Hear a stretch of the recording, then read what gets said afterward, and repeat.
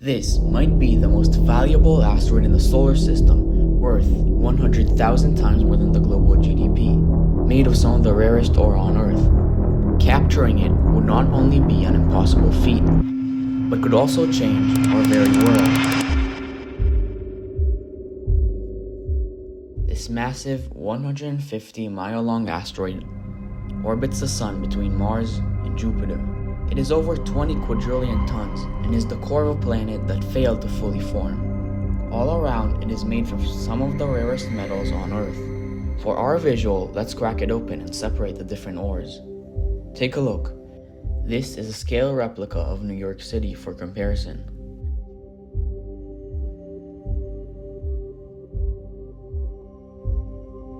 Now these spheres represent the total amount of each ore ever mined on Earth. All this material from our asteroid is millions of times more than has ever been mined on Earth. So why don't we mine it, the asteroid? After all, $10 quintillion is over $1 billion for every person alive. Because what will follow, crashing economies, global hyperinflation, millions out of jobs, and decades of intense conflict, will be disastrous. Well, that's a story people like telling, but it's not exactly accurate. This idea of asteroid mining isn't new. It was big a couple years ago, but it disappeared. People wrote it off as science fiction. It was seen as too risky, too expensive, too dangerous. But now it's making a resurgence. And I've spent a lot of time researching this and trying to understand if the risks I discussed earlier were even a possibility, or is it just a way of scaring people away from even trying? Positive outcomes could come from mining these asteroids, and how is anyone willing to try this planning to succeed? We are entering a new age of space exploration and material collection. Let me show you. Early humans used sticks, logs, rocks, and vegetation to construct tools and weapons, make fire, and create a very basic shelter to somewhat protect them from the elements. This was known as the Stone Age. It was a bit of a sad time. Survival was basically the only goal, and that was quite difficult. Just imagine going into the woods and only having sticks and rocks as your survival mechanism. But then, thousands of years go by. The discovery of iron and copper. This new age saw a massive leap into how tools and weapons were made, with axe and swords and armor, not to mention the leap in infrastructure and currency. It was a time of some good prosperity, for at this point we had already climbed to the top of the food chain. Then the Middle Ages, with timber as a very valuable resource, and the emergence of brick and concrete. We started seeing full kingdoms and some machinery. There were monopolies and monarchies, and a separation started occurring between people of different wealth. And then with the Industrial Revolution, we saw the biggest leap ever in technological advancement, with trains, cars, electricity, and the rise of skyscrapers and cities. At this point, we had mostly mastered the art of gathering and collecting materials from deep underground. We really captured the essence of wealth, and brought its own challenges along the way. Which brings us to today. With plastic and carbon fiber, we are now using materials that are artificially made. Science is shaping our world, but the reliance and need for traditional metals is only increasing. With our ever-expanding population in cities, plus the growing reliance on expanding technology, we need more metal, more steel, more copper, more iron, etc. The Earth is far from being depleted of these metals, but they are becoming more and more difficult to obtain. Why? When a planet is formed, it starts off as a very large gas cloud of different elements. It gets compressed by gravity, and the heaviest materials sink towards the core. That is just the natural way of gravity. And then the planet cools down, and all these materials get stuck where they sink down to. You can always find some that didn't manage to fully sink right near the surface, and that's what we've been mining so far. But at some point, when you mine everything that has been around the surface, you need to start digging deeper, which is more expensive, more time consuming, more dangerous, and much, much worse for the environment. So, we need a new way. The most obvious solution is to go somewhere else for these materials. And it so happens that there are millions of massive flying rocks full of this stuff. People have started to take notice. So how does this work? How do you go into space and just collect these asteroids and turn them into materials? Well, I'm glad you asked. Let me show you a hypothetical mission to mine an asteroid. One mission to bring us enough material for the next 200 years. A mission of this scale would cost hundreds of billions of dollars, and by far will be the most sophisticated project humanity has ever attempted.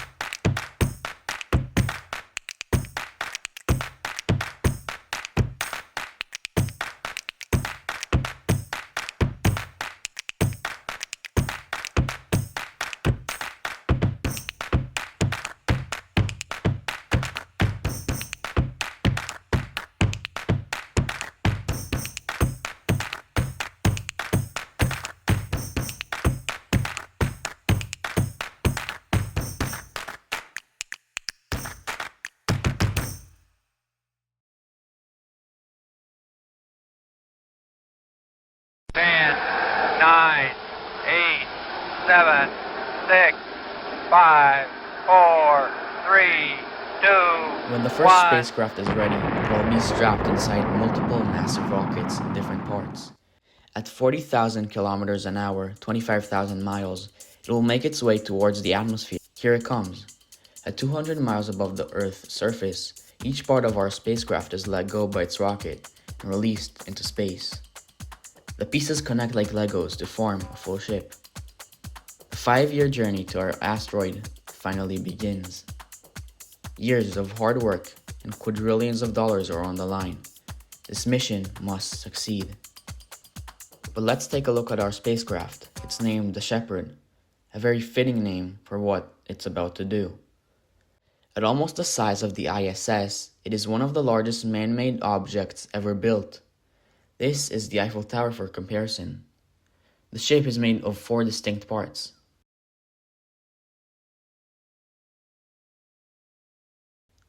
The first one being the massive steel ropes, each over half a mile long, constructed of thousands of small strands made of some of the toughest and most lightweight material on Earth. Secondly, the computer and the sensors, crucial for navigation, communication, and avoiding obstacles. The third part is the power system, massive solar panels, a lightweight and reliable energy source, accompanied by batteries to store excess electricity. A fuel tank for powerful thrust maneuvers filled with chemical propellants like liquid hydrogen and oxygen. And the fourth part is the thrusters, 3 of them, all with very distinct purposes, made of heat-resistant material like tungsten alloys. In other words, this ship is a beast flying through the solar system. And hey look, we're almost at our asteroid. In reality, this would take around 5 years, but we'll skip ahead a bit.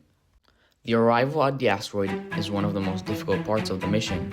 One error can not only ruin the mission, but also endanger all life on Earth. Because the next step doesn't just require stopping the spin of the asteroid, but also sending it barreling towards Earth. Stopping an asteroid from spinning has never been done before, and it's only one of the reasons this mission is so insane. So why stop it from spinning? Well, for that, we need to understand why it's spinning in the first place. Let me explain. You know what, I'm ditching this. You may have noticed that everything in our universe happens to spin. Our Earth is spinning, the moon is spinning, the sun is spinning, black holes spin, everything spins. Now why is that? Because of physics.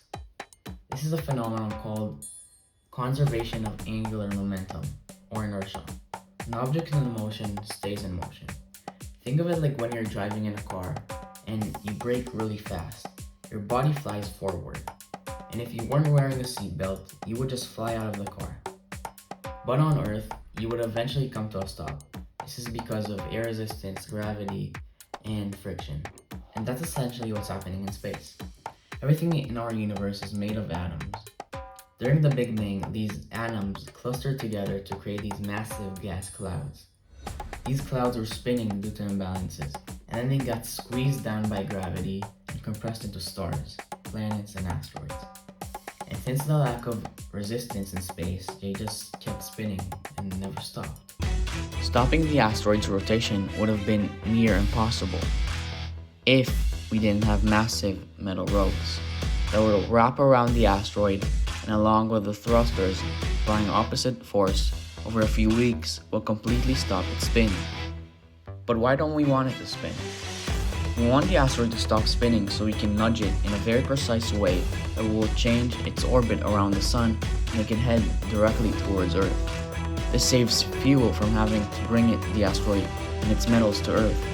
If the asteroid were to still be spinning, it would be impossible to calculate the angle and force needed to send it here.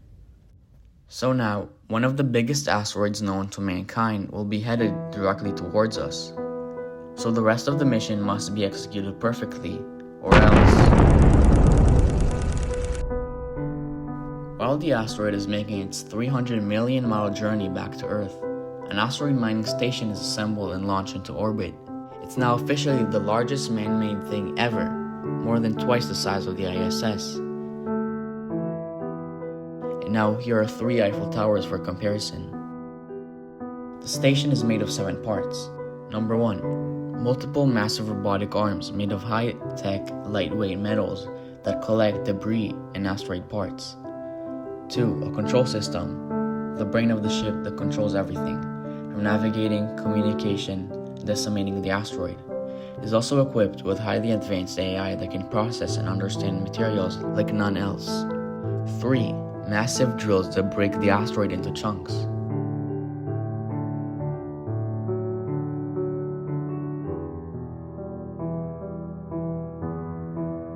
4. A collection system where the pieces await decimation. 5. The powerhouse.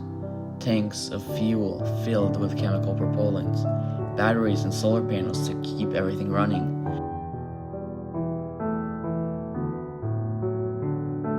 And a never before seen nuclear reactor is the main power source for a decimation system, which will be number 6, but we'll discuss that later. Finally, 7. A sorting system that sorts the ore and separates them into chunks to be put into capsules and delivered to Earth.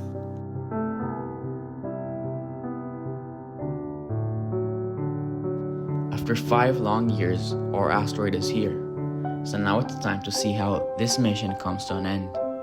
And if all along it was worth what will happen next. A 15-year mission nears its end as millions await the arrival of the asteroids. For years now, the world has been promised that mining this asteroid will result in great prosperity for everyone. If everything so far has gone according to plan, this promise will be fulfilled. And also the asteroid should be arriving right now.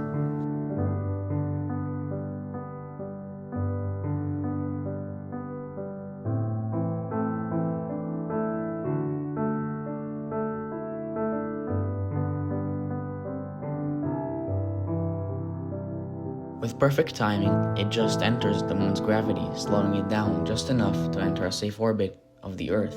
And the operation to dismantle the asteroid begins.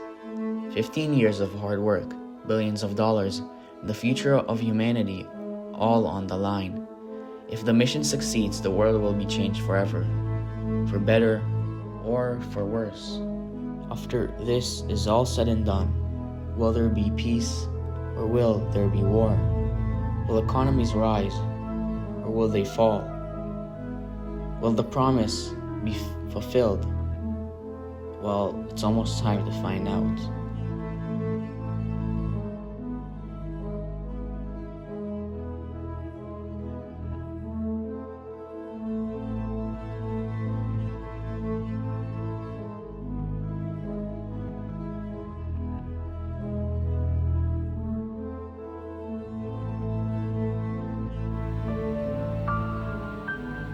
But then, disaster.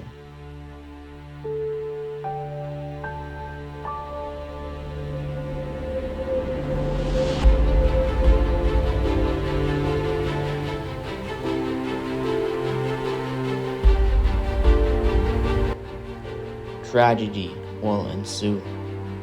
The promise of a better world won't come true. and all that will be left is a world broken and empty. After all, maybe I was wrong. Maybe disaster and tragedy are inevitable. But there is still hope, because from the ashes will come opportunity. A new world will rise, and a chance not just to fix what got broken, but to improve on what came before. A new age of tech and innovation, a new world of exploration, and a new wind of change. Maybe it wouldn't be so bad after all. So do we mine the asteroid or leave it untouched? Do we take the chance and face the consequences, or let fear keep us grounded? Do we risk everything for the promise of riches, or protect the fragile balance we already have?